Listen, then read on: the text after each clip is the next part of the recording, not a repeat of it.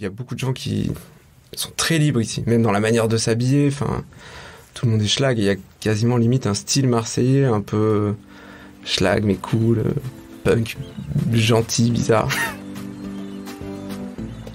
Vous écoutez Marseille Créative, je suis Clémentine Roux, votre hôte. Dans ce podcast, découvrez les histoires d'artistes, d'artisans, de chefs, de designers, mais pas que.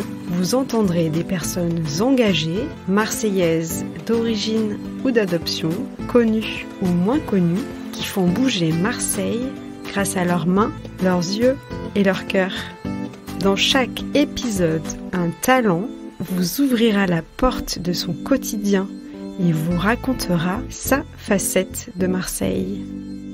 Bienvenue dans Marseille Créative, le podcast qui met en lumière les créatives et les créatifs marseillais.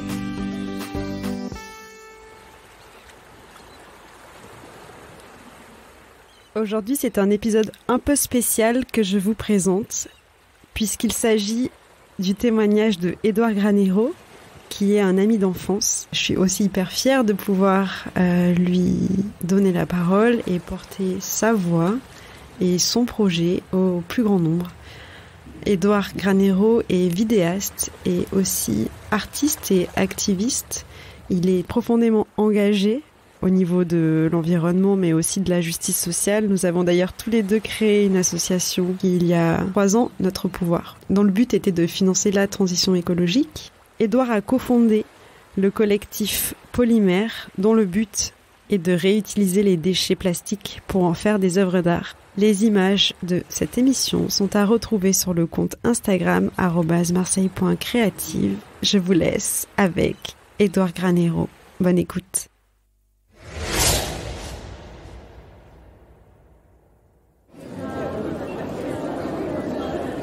Bonjour, je m'appelle Édouard Granero, je suis cofondateur de l'association Polymère. On fait de la sensibilisation écologique en produisant des œuvres d'art contemporain à partir de déchets collectés sur la plage et en mer, majoritairement en Méditerranée. Je suis né dans cette belle ville toute bétonnée du Havre et j'ai grandi dans la zone périphérique de Valence, entre l'autoroute et la voie ferrée, une zone industrielle magnifique. Je suis arrivé à Marseille il y a 3 ans, juste après le confinement, pour changer de vie. J'avais une très bonne image de Marseille, assez teintée de liberté, parce que ma sœur et ma cousine vivaient ici, et je sentais qu'autour de la plaine, il y avait un foisonnement de gens qui faisaient des trucs géniaux, et une pensée assez avant-gardiste, et le bon côté de l'anarchisme qui m'a attiré ici.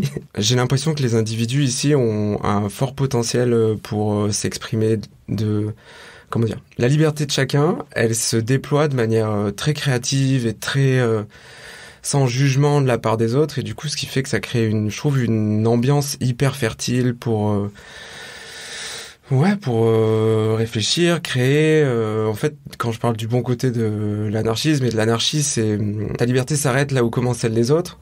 Donc tu peux être toi-même à 100% du moment que tu vas pas trop empiéter sur les autres, et je trouve que c'est quelque chose qui est assez ancré ici, surtout dans le quartier autour de la plaine, etc. Et ça fait du bien parce que je sens pas de compétition, je sens pas de jugement, et en fait j'ai l'impression qu'on peut être épanoui.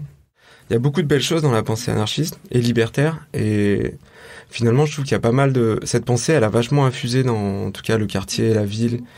Toutes les questions que ce soit intime ou public, les gens, par exemple sur le genre et tout, il y a beaucoup de gens qui sont très libres ici, même dans la manière de s'habiller.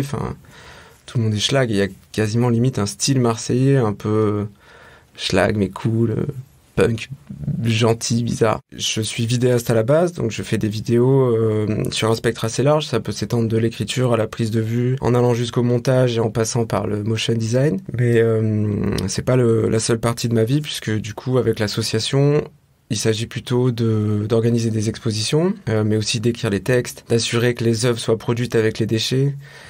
Donc souvent, ça donne lieu à des situations assez cocasses qui vont du ramassage sur les plages à aller dans des casses pour récupérer des phares cassés ou aller les broyer, les fondre, etc. Donc c'est assez large. J'avais vu une formule qui parlait d'artivisme, qui était à la croisée de activiste et artiste. Artiviste. Je sais pas si c'est un métier en soi, mais j'ai une vie bien remplie.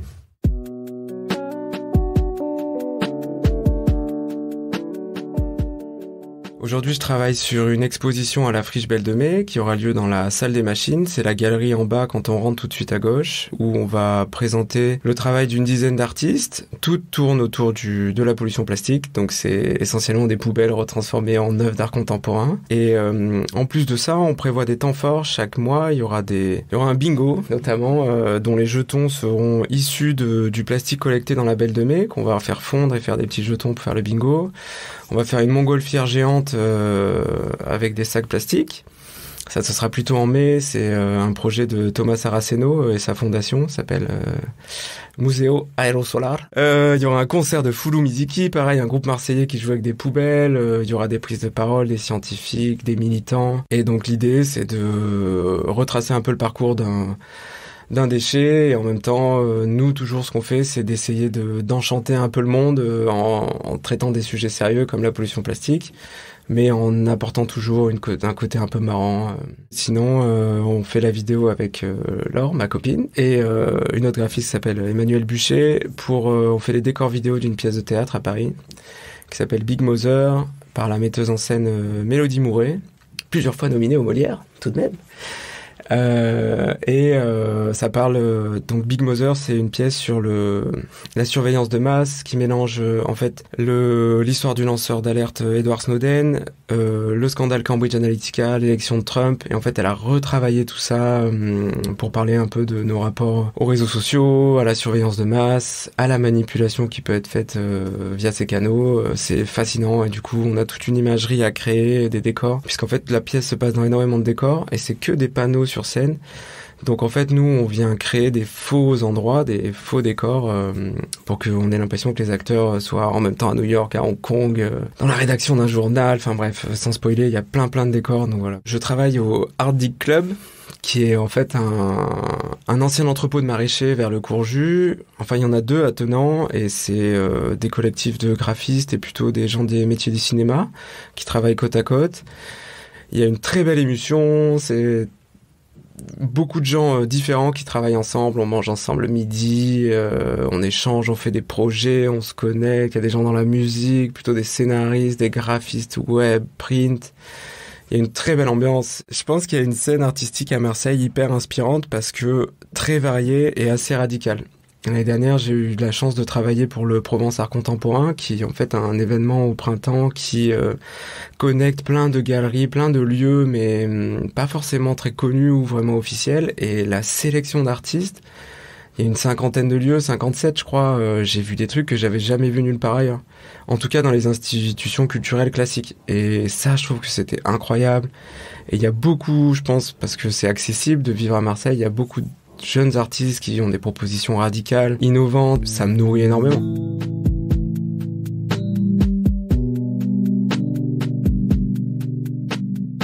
Le lien entre mon travail et Marseille, je dirais que c'est la lumière, puisque s'il y a un truc qui se retrouve souvent dans mon travail, c'est de travailler avec la lumière projetée ou les écrans, etc. Et je pense que ce ciel gigantesque tout bleu qui inonde la ville de ses rayons, je pense que c'est le lien entre ça et mon travail, même si paradoxalement je vais travailler dans une pièce assez sombre.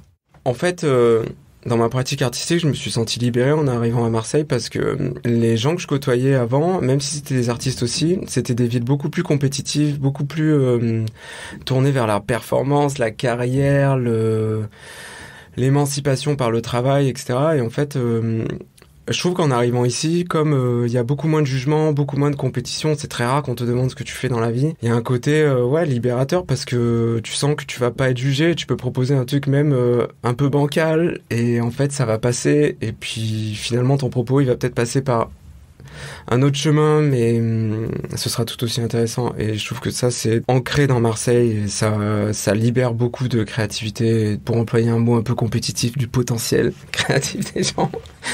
Parce que y a personne qui va te dire ah ouais, mais je sais pas, j'aurais fait comme ça, ou c'est pas mal, mais tu vois. Là, tout le monde va te dire oh, c'est cool. Et ça fait du bien parce que tu te fais moins de nœuds au cerveau, tu vas moins te dire pourquoi j'ai fait ci comme ci.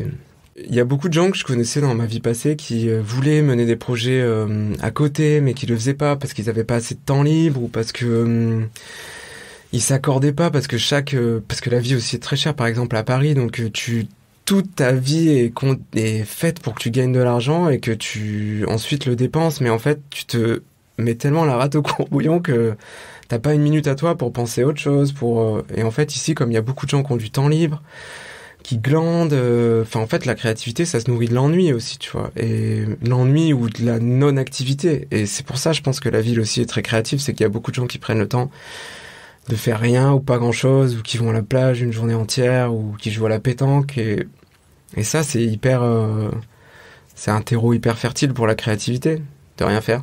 Alors que quand t'es tout le temps dans un espèce de rythme effréné de créer, gagner de l'argent et tout, non, en fait, le jus de ton cerveau, t'es vidé, quoi.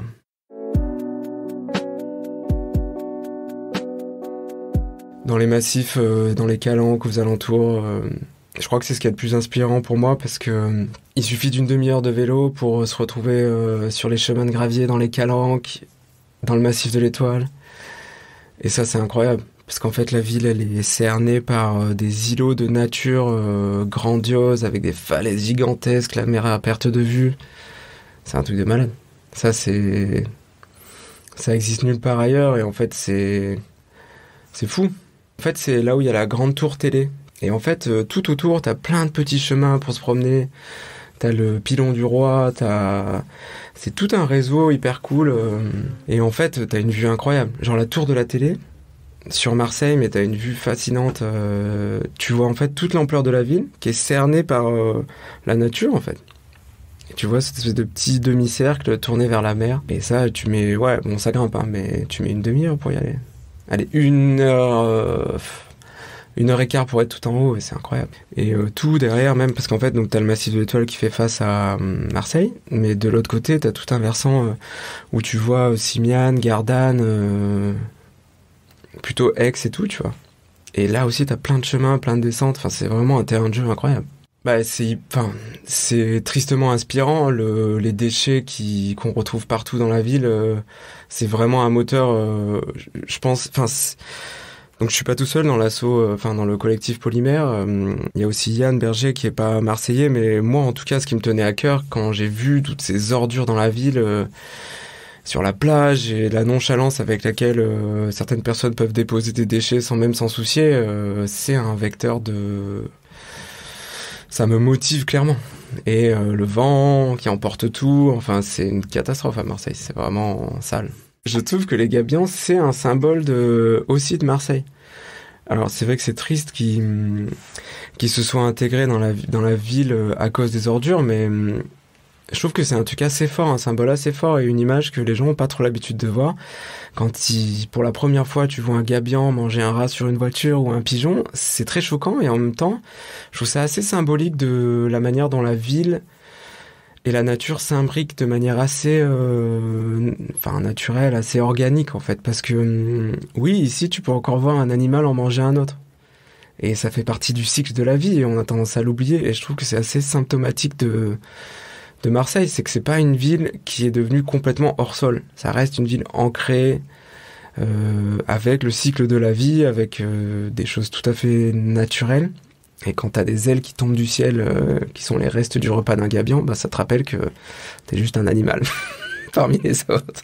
J'avais entendu que les gabians, notamment l'association Mer-Terre avec qui on travaille, le grand nombre de déchets qu'on trouve sur l'île du Frioul sont ramenés par les gabians, parce qu'ils ont cessé de se nourrir de manière naturelle, et juste ils fouillent les décharges à ciel ouvert, justement vers le massif de l'Étoile ou en ville, et en fait ils ramènent les emballages avec le peu de bouffe qui reste sur l'île du Frioul, où ils se reproduisent, et ils mangent tout ça là-bas, ce qui fait que l'île, en fait, quand tu soulèves le moindre buisson, il y a des grappes de déchets, c'est assez impressionnant. Parce qu'en fait, il n'y a pas autant d'activité humaine sur l'île. Il y a beaucoup de tourisme, mais ils estiment que les gens, ils respectent un minimum.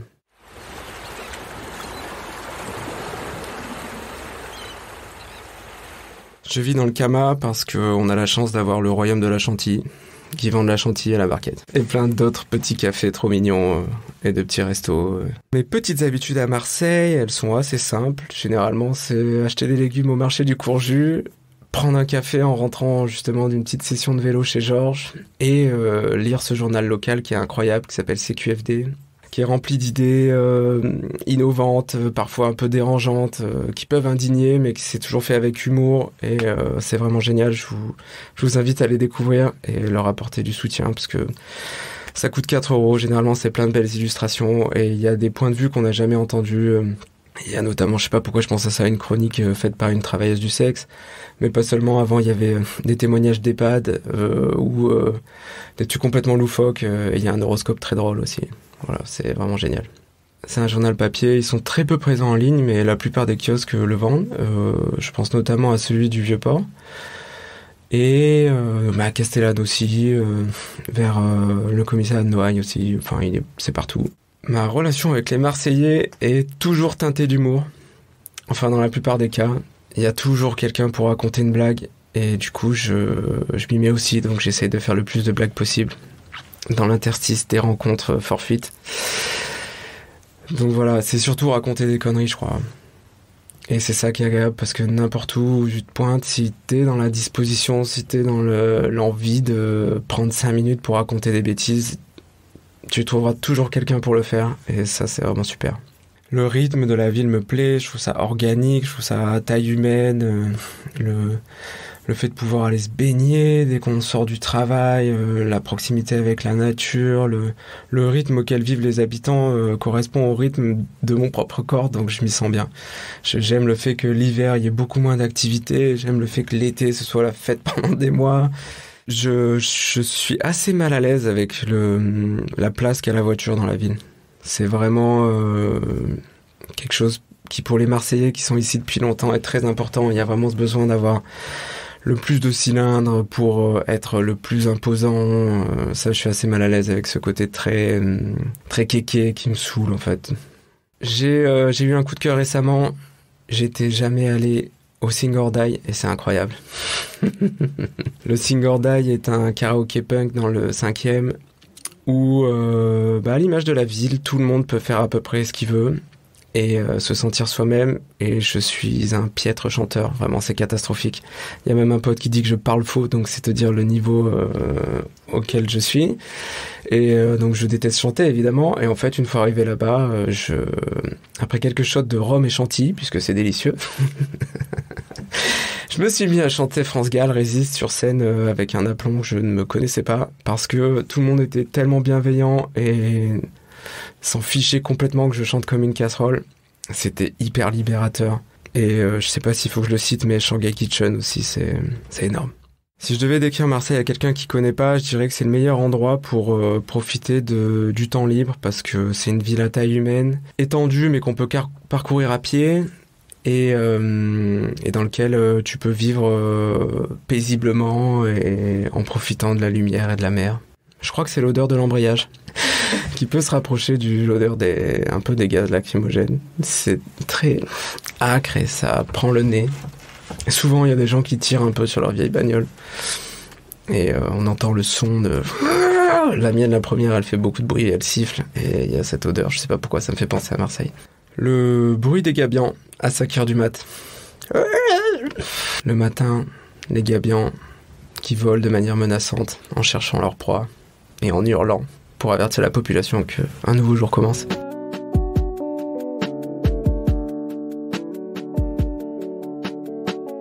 Et quelque chose de très fou, je dirais qu'il y a le carnaval de la Plaine aussi quand même, qui est un moment à ne pas rater.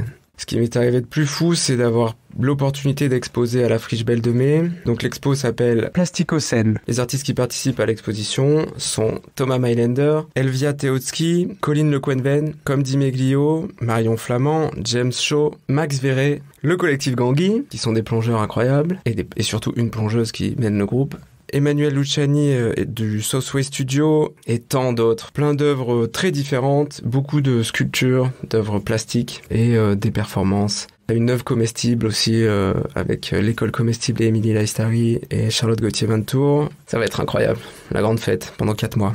venez. Je te recommande d'interviewer Charlotte Gauthier-Vantour ou Comme dit Meglio, qui sont 2 artistes avec qui on va travailler là pour l'Expo La Friche, parce qu'ils ont une pratique transversale où ils inventent des espèces de bioplastiques, elle avec de l'agar-agar et lui avec des champignons, c'est incroyable. Ils ont une aisance, une éloquence à faire pâlir n'importe qui, et ils ont une vision assez mystique de leur pratique. Ils sont en même temps une vision très systémique et en même temps très poétique de comment trouver des solutions et des alternatives au plastique. Ils sont vraiment géniaux.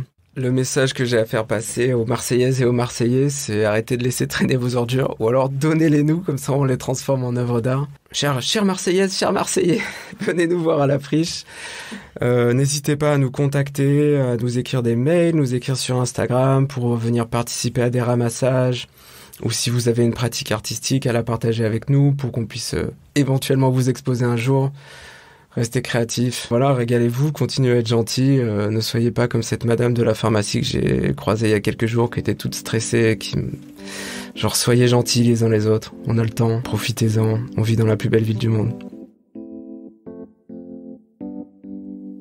Quelle belle conclusion. Merci beaucoup Édouard de nous avoir partagé ta vision de Marseille.